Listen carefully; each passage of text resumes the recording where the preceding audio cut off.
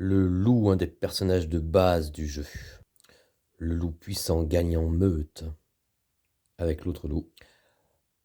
En cas de jeux très nombreux, on peut associer plusieurs decks ensemble et donc avoir que 4, 5, 6 loups. On forme donc des meutes différentes et concurrentes dans ce cas-là. Le loup est un enragé du combat, il commence avec 4 cartes morsure de loup. Ces cartes loup causent des blessures aussi bien en initiative, en attaque, qu'en réponse en riposte. Seul le loup peut utiliser ces cartes, les autres personnages les utilisent inactives, donc à l'envers.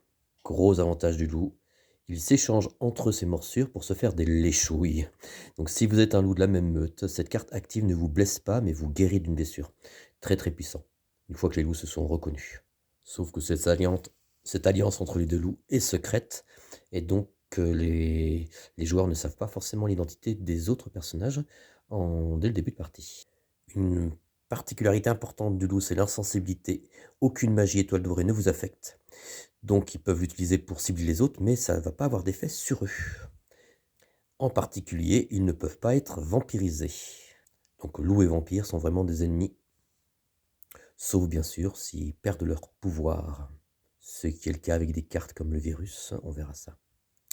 Dans les éditions complètes du jeu par exemple, ou avec si on met en jeu la vouivre qui a le virus en début de partie.